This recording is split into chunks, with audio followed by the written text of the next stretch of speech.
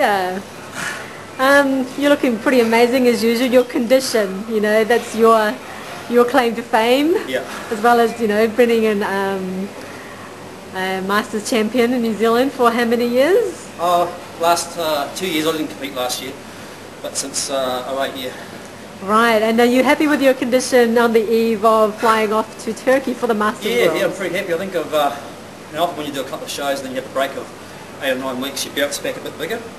Sometimes you're a bit ripped more hard. So yeah, I'm pretty happy with it at the moment. I'm weighing about 81 in the morning and probably 81 and a half in the evenings. With a bit of fluid loss, I'll get under 80 kgs. So this will be your third time at the World. Yeah, third time. And what was your best placing so far? I got 5th in the Czech Republic in 05 and I got 8th last year. But last year I tried to get too big. I got 96 k's off season as opposed to 90 k's this year. I don't think I quite got the same condition. And I don't know, just a few fluid issues, and I lost my luggage in Frankfurt. That didn't help. I got a bit stressed about that, so the whole thing just sort of turned to custard after a while. But I got 8th out of 15, wasn't bad. Yeah, that is good. So you've been to the World twice. Yeah. What kind of experience has that taught you in preparation for this one? You know, have you changed?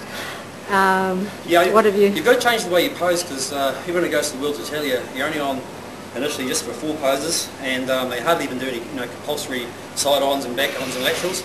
So, and when you get them, they call them out, and we thought they were getting called out quickly by Mo at the Nationals, but man, they call them out so quick that you've got to hit them real quick. That's why you've got to practice them and have it exactly right and almost hit it before they call them.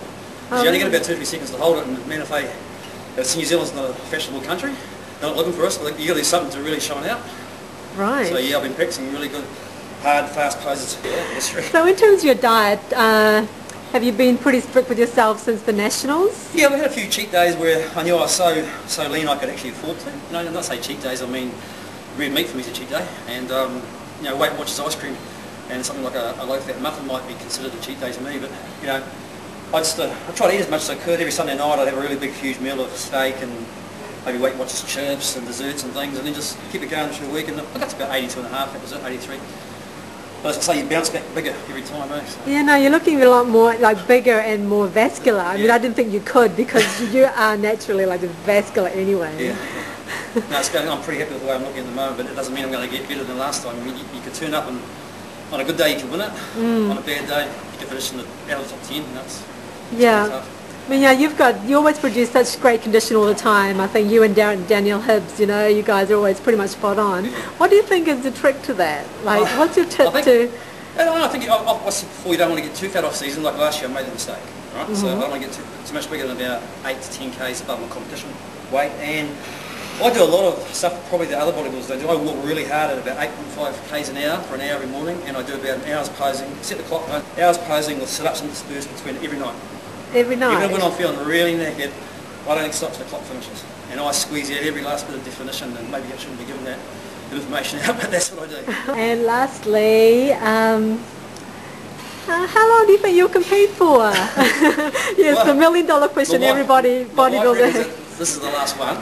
Last year was going to be the last one, but because I was disappointed with the way I looked, I thought, nah, one more.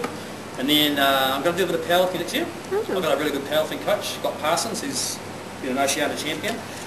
And I'm going to throw that in with the bodybuilding, and I'm going to keep posing. If I did really well this year, maybe first, second, or third, there might be some expectation from other people and myself to keep going. But if I don't do that well, I'm going to do powerlifting for a few years, including bodybuilding, and then I'm going to come back and have a real good crack at the men's 60s in 7 years' time. There you go. Heard it here first.